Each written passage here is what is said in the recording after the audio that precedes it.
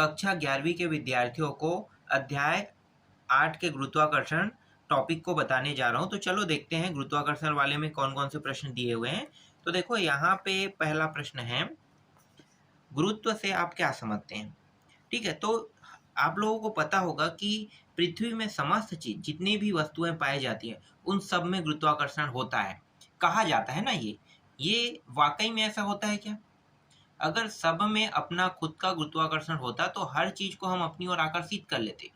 तो इसका मतलब ये नहीं है कि हर एक वस्तु पे गुरुत्वाकर्षण होता है। ठीक है, गुरुत्वाकर्षण सिर्फ और सिर्फ पृथ्वी पे पाया गया है। इस पे पाया गया है पृथ्वी, ना कि पृथ्वी पे रहने वाले जीव जंतुओं पे। हाँ, ये कह सकते हैं कि हम उसके साथ जुड़े हुए हैं चुंबक की तरह।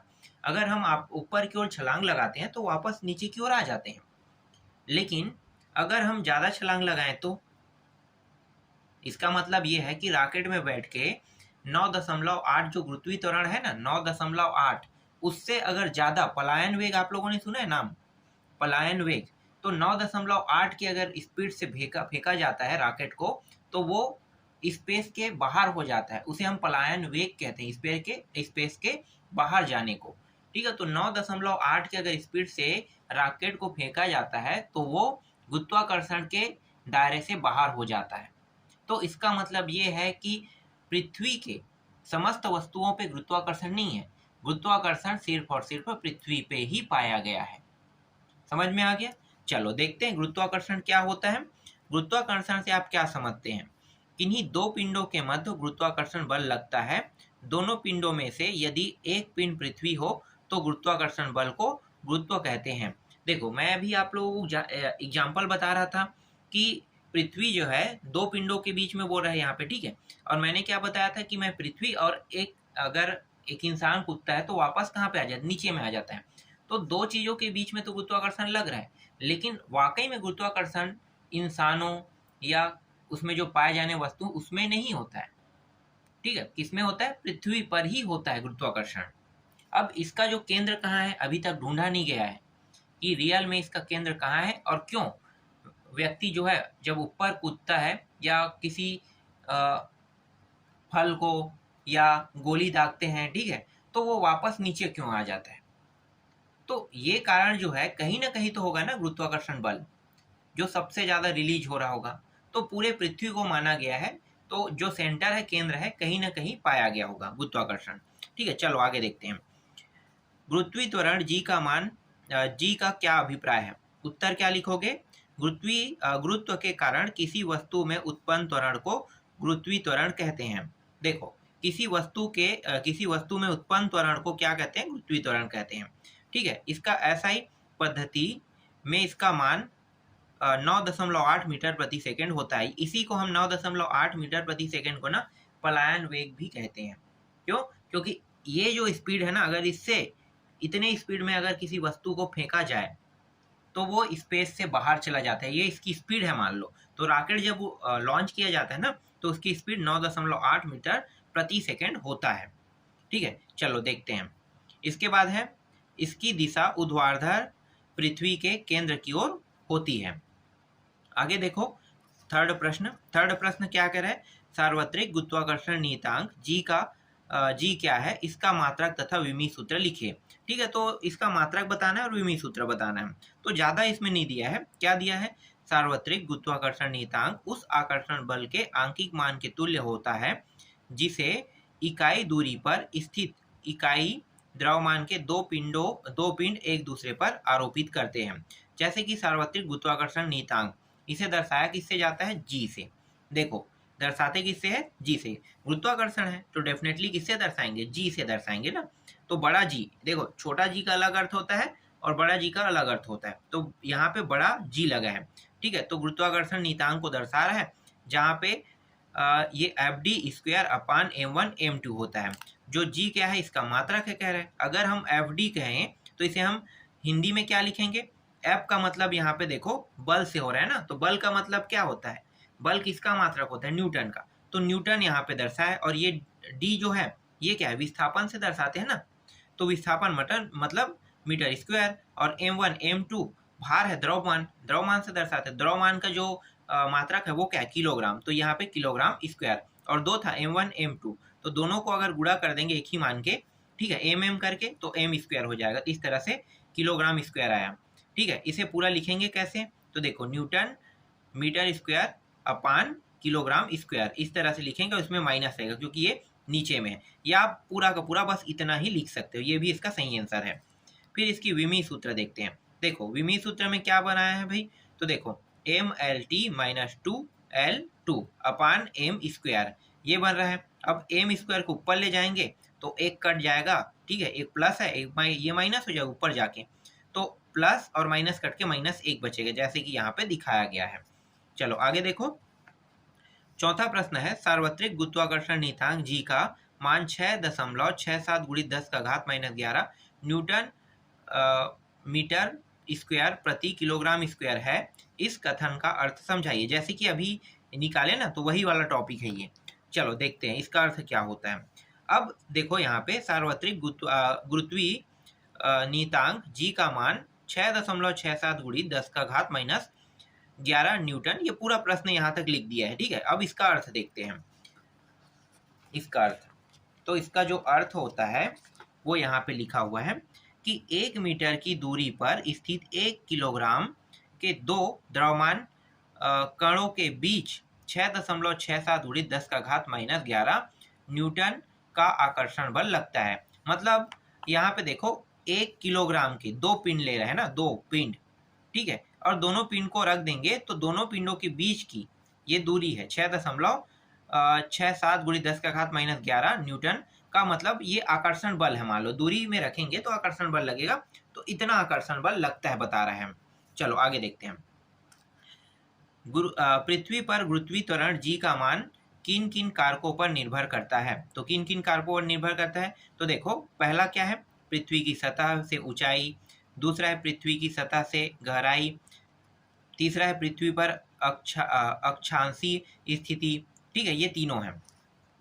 छठवां देखो, पृथ्वी की सतह से ऊंचाई के साथ जी के मान में परिवर्तन किस प्रकार होता है, तो जी के मान में परिवर्तन किस प्रकार होता है, तो देखो जैसे जैसे हम ऊंचाई पे जाते जाएंगे तो तापमान में क्या होगा, तापमान में कमी आने लगेगा, ठीक है, तापमान में कमी आने लगेगा। तो साथ ही साथ क्या होगा, उसकी ऊंचाई बढ़ने के साथ साथ जी का मान क्या होने लगेगा, तापमान में कमी, मतलब वो भी कम होने लगेगा, गुरुत्व कम होने लगेगा, ठीक है। तो यहाँ पे आपको क्या बताना है, यहाँ पे पूछा है परिवर्तन की बात कर रहे हैं, तो ऊंचाई बढ़ने के साथ साथ इसके जो गुरुत्व है उसमें क्या होने लगती है, कमी होने लगता है। जैसे कि जी डैश बराबर जी, यहाँ पे बताया है 1 - 2h अपान r, तो देखो यहाँ पे कमी को दर्शाया है यहाँ पे, ठीक है। आगे देखो, सातवां प्रश्न है, पृथ्वी की सतह से गहराई के साथ गुरुत्वीय त्वरण के मान में परिवर्तन किस प्रकार होता है। फिर से परिवर्तन बोल रहा है, तो कैसे होगा, तो वही चीज है, ऊपर जाने पे क्या होता है, कम हो जाता है मान, तो यहाँ पे देखो कहीं पे लिखा होगा, और गहराई पे भी जाने पर होगा ना, यहाँ पे किसमें क्या गहराई कह रहा है,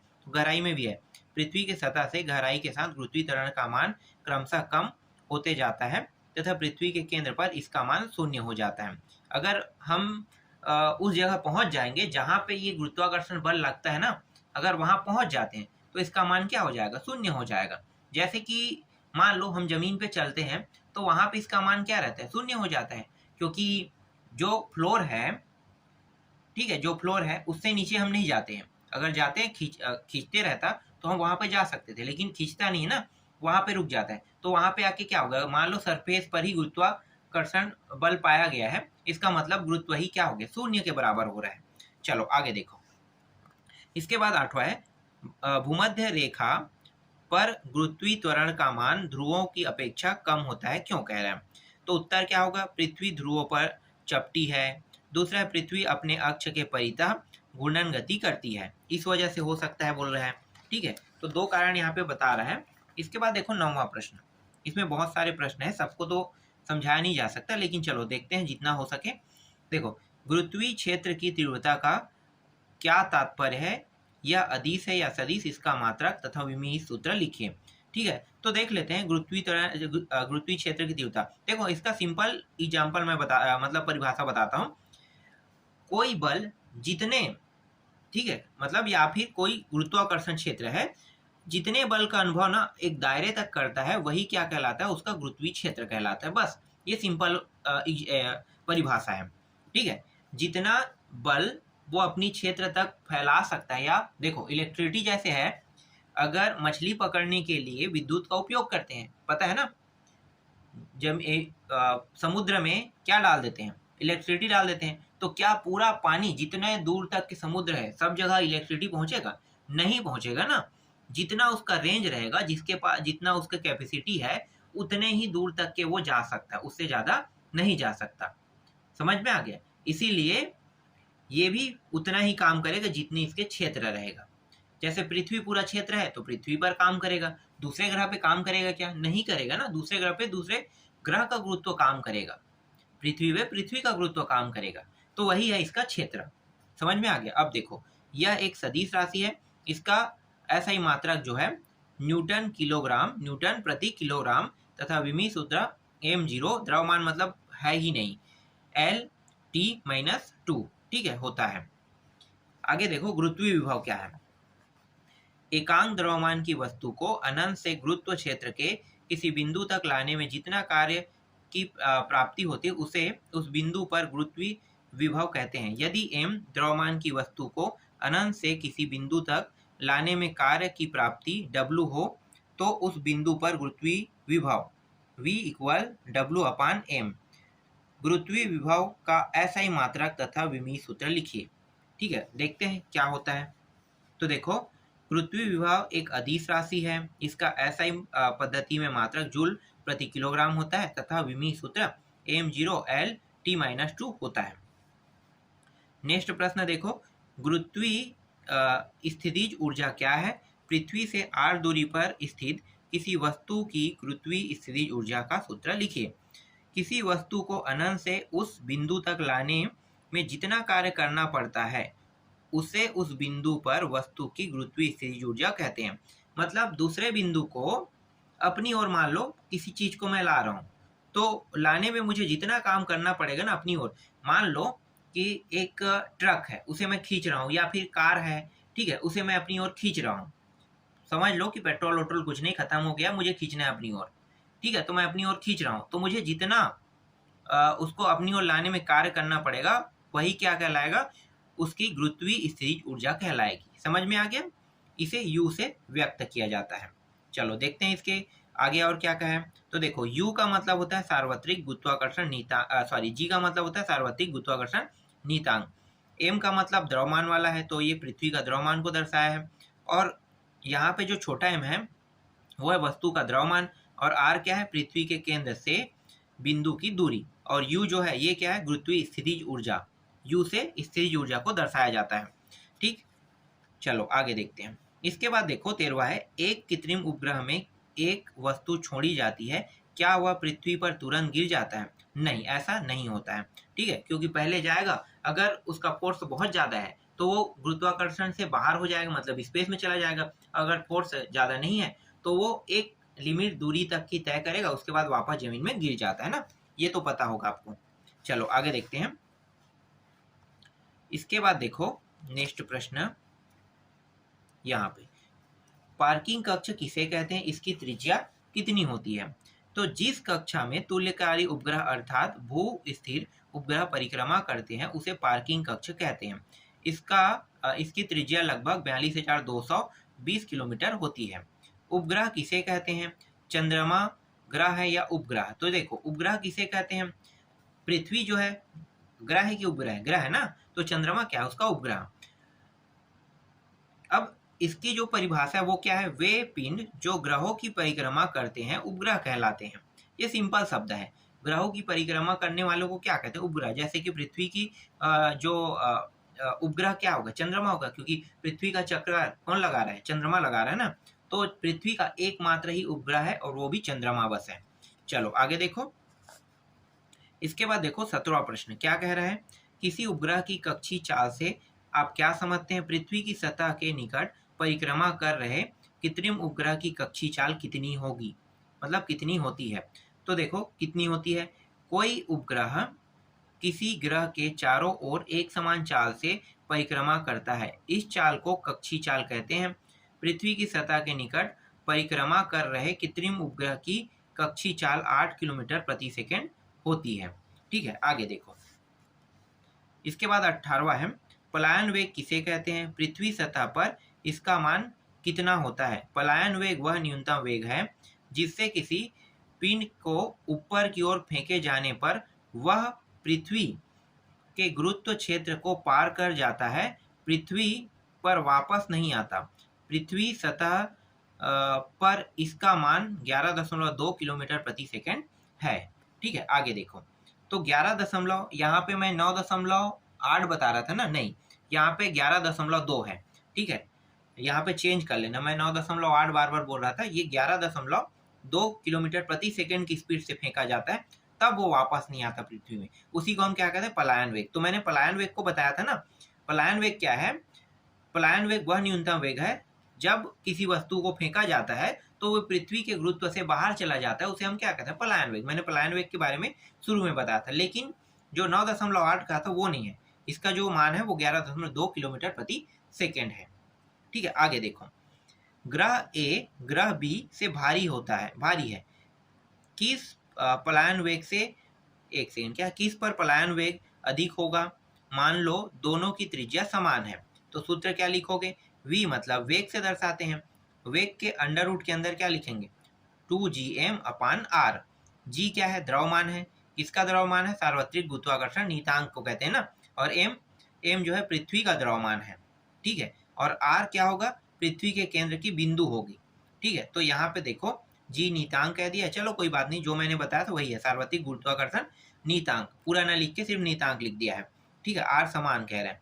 अब यहाँ पे एम बस को रखा गया है और इस पूरे मान को क्या कर दिया है? अनुक्रमानुपाती मान लिया है।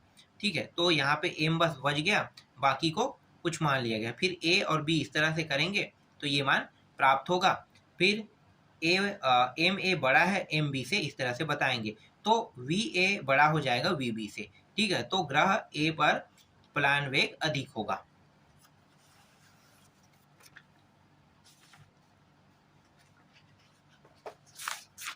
इसके बाद देखो यहाँ पे 20वां प्रश्न, चंद्रमा पर वायुमंडल की अनुपस्थिति का कारण बताइए। तो चंद्रमा पर वायुमंडल क्यों नहीं है जबकि बृहस्पति तथा शनि पर सघन वायुमंडल है? कारण क्या है? देखो, किसी ग्रह पर कोई गैस ठहर सकती है या नहीं, यह बात उस ग्रह के पलायन वेग पर निर्भर करता है। यदि ग्रह का पलायन वेग किसी गैस के माध्यम तापी वेग से कम होता है तो उस ग्रह में वह गैस ठहर नहीं पाती, पलायन कर पाती है। ठीक है, मतलब पलायन कर जाती है।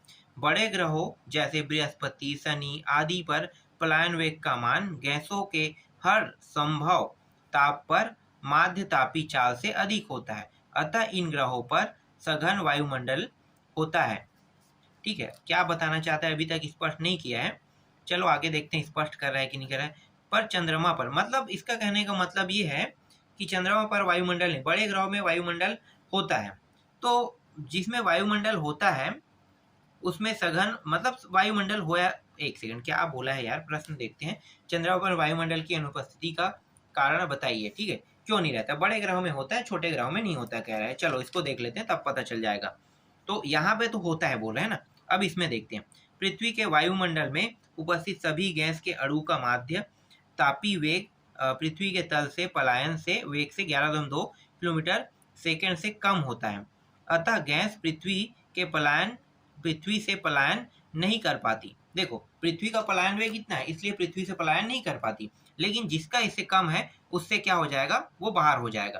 तो जो चंद्रमा है ना, उसका जो पलायन वेग है वो 2.4 है कह रहा है, इसलिए इस पे क्या है? गैस ठहर नहीं पाती। ठीक है, इसीलिए चंद्रमा पर वायु नहीं है, मेन यही फैक्ट है। चलो, इतने टाइम में ये पूरा ना यही समझाना चाहता था। तो जब भी ये प्रश्न आया ना तो इसको कभी मत लिखना, ये बकवास टॉपिक है। मेन जो उत्तर है ना ये है, इसको लिखना। ठीक है, इसीलिए 2 भागों में बता दिया है कि आपको जो पसंद आए वो लिखो। तो दूसरा मुझे ज़्यादा पसंद आया और दूसरा ही समझ में आया।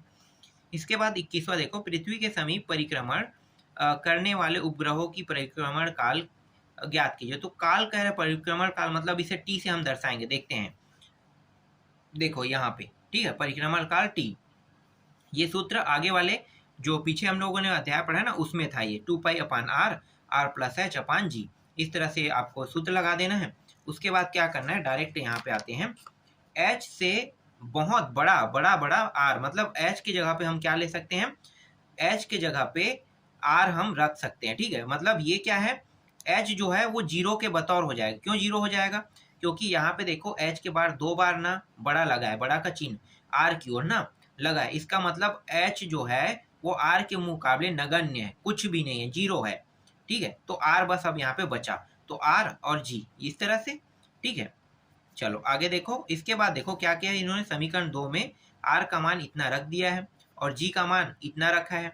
ठीक है, दोनों का मान रख दिया। अब हल करेंगे तो 84.4 मिनट प्राप्त हो जाएगा।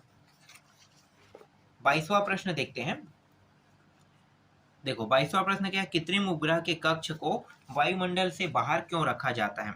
क्यों रखा जाता है, कृत्रिम उपग्रह के कक्ष को वायुमंडल के बाहर रखा जाता है ताकि वायुमंडल की घर्षण से उत्पन्न उष्मा के कारण उपग्रह जलने ना पाए। ठीक है, इसलिए रखा जाता है। क्या उपग्रह एक ऐसे तल में स्थायी कक्षा में स्थापित किया जा सकता है जो पृथ्वी के केंद्र से ना गुजरा हो, मतलब गुजरता हो। तो इसको पढ़ लेना। ठीक है, क्या होगा, चलो मैं ही बता देता हूँ। नहीं कह रहा है, इस स्थिति में गुरुत्वीय बल का एक ऐसा घटक उपग्रह या पर कार्य करेगा जो अभिकेंद्रक बल से संतुलित नहीं होगा और उपग्रह को भूमध्य रेखी तल की ओर आकर्षित करता रहेगा। फलस्वरूप कक्ष स्थायी नहीं होगा कह रहे हैं। ठीक है, और कुछ खास तो दिया नहीं था इसमें। आगे देखो, क्या किसी उपग्रह को ऐसी कक्षा में स्थापित करना संभव है जिससे वह सदैव दिल्ली के ऊपर दिखाई देता रहे। ठीक है, तो ऐसा पॉसिबल है नहीं, ऐसा पॉसिबल नहीं है। ठीक है, एक शब्द में उत्तर मैं दे रहा हूँ, ऐसा पॉसिबल नहीं हो सकता।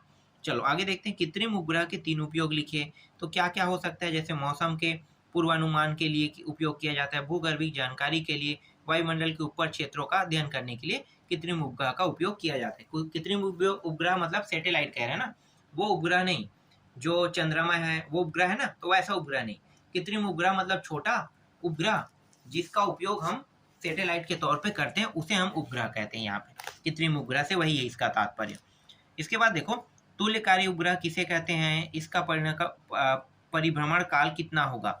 ठीक है, तो देखो क्या होगा भाई, तो यहाँ पे 36,000 किलोमीटर इसकी पृथ्वी से तल से दूरी है और परिक्रमण काल है 24 घंटे। ठीक है, 24 घंटे घूमते रहना, और इसकी जो परिभाषा है यहाँ पे है। ठीक है, 24 घंटा घूमना क्या होगा, इसके बराबर होता है, तुल्यकारी उपग्रह के बराबर है, मतलब हमारा जो चंद्रमा है ना उसके बराबर है कह रहे हैं। इसके बाद देखो, तुल्यकारी उपग्रह की 4 विशेषताएं लिखिए। तो तुल्यकारी विशेषता 4 विशेषताएं क्या है।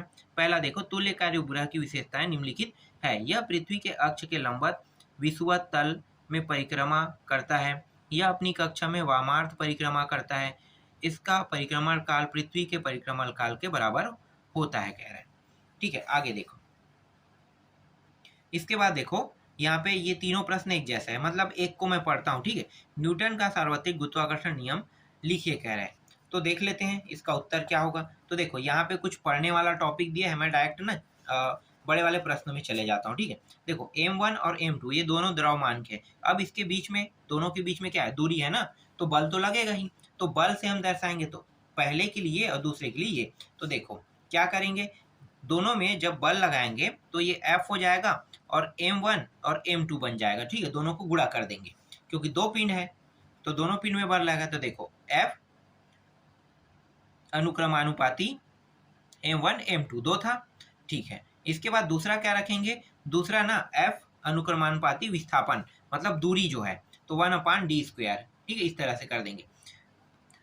अब दोनों की तुलना कर देंगे। ठीक है, तो अभी तो नहीं कर रहे हैं, फिलहाल दोनों की जब तुलना करेंगे, या दोनों को चलो मिला लेते हैं, तो दोनों को मिलाएंगे तो एफ एक हो गया।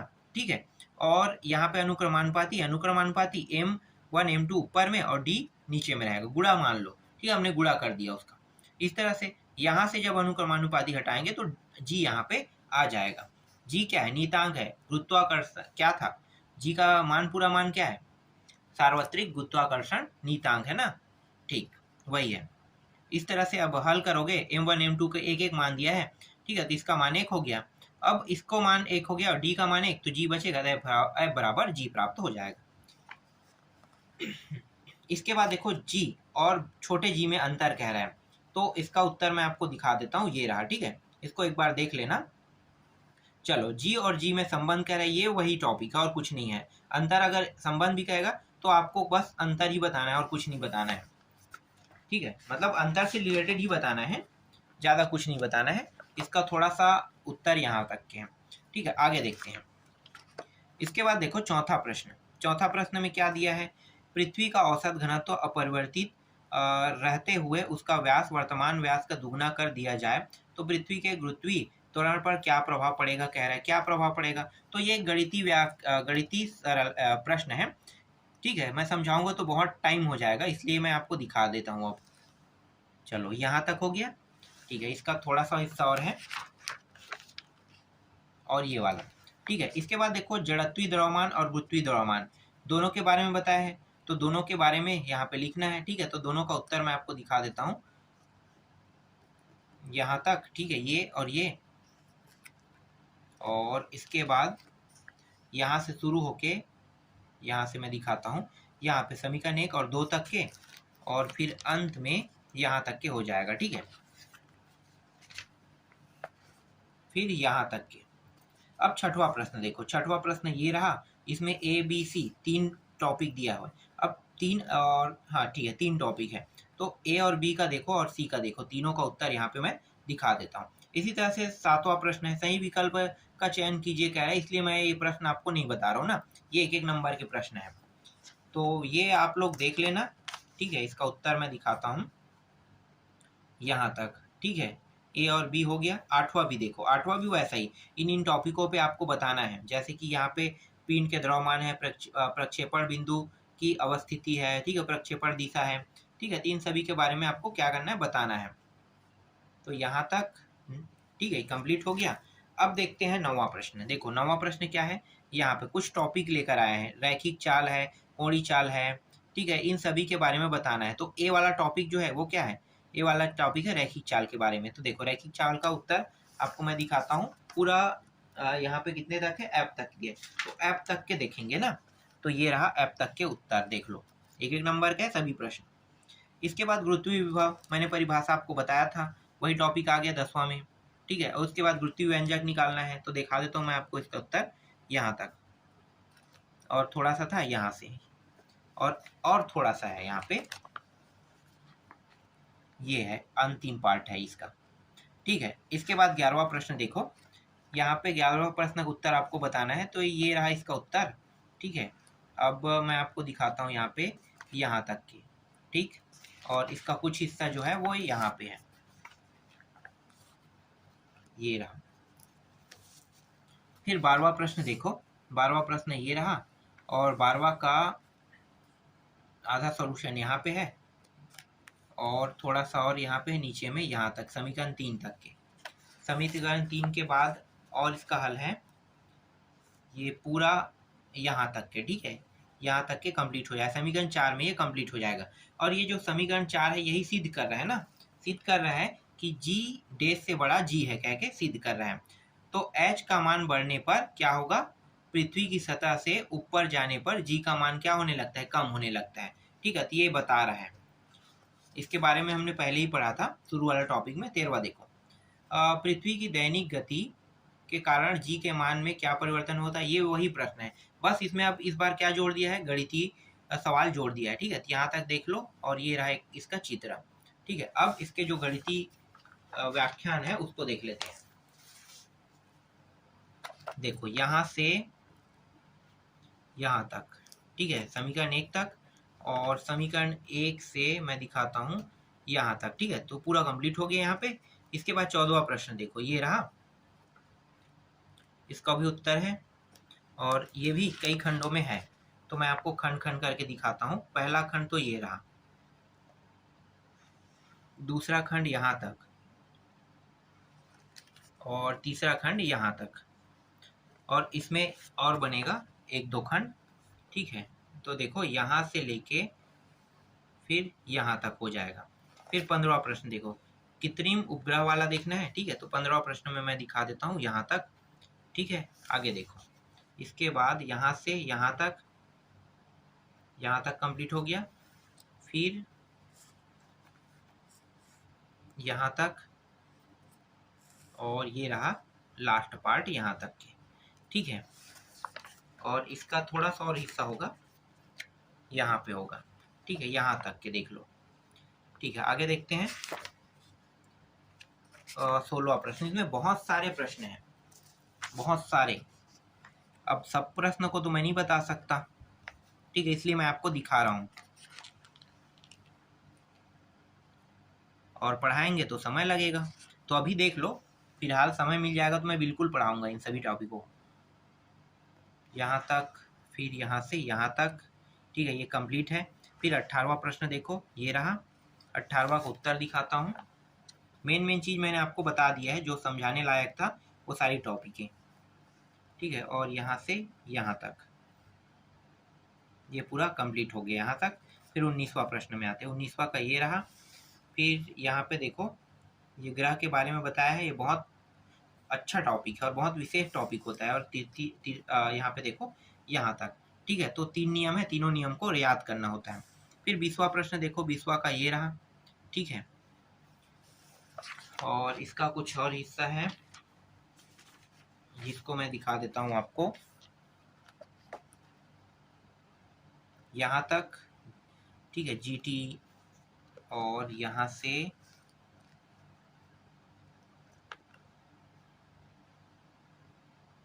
ठीक है यहाँ तक, यहाँ तक,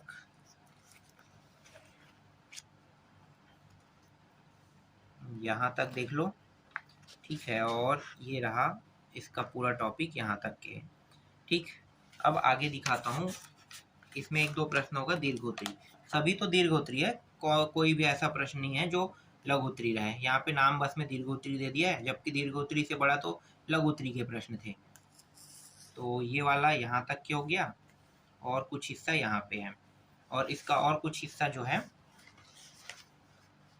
वो यहाँ पे है, यहाँ तक, और ये पूरा यहाँ पे कंप्लीट हो गया। और यहाँ पे दूसरा प्रश्न देखो, थोड़ा सा है, यही अंतिम प्रश्न है, और इसका आधा जो हिस्सा है वो सेकेंड पार्ट पे है। तो मतलब सबसे ज़्यादा ना प्रश्न तो अभी इसी में देखने को मिल रहा था ना, ये रहा। और इसमें तीसरा और चौथा है वो किसी प्रश्न से रिलेटेड है, इसलिए उसको नहीं देखना है। तो यहाँ पे कंप्लीट हो गया।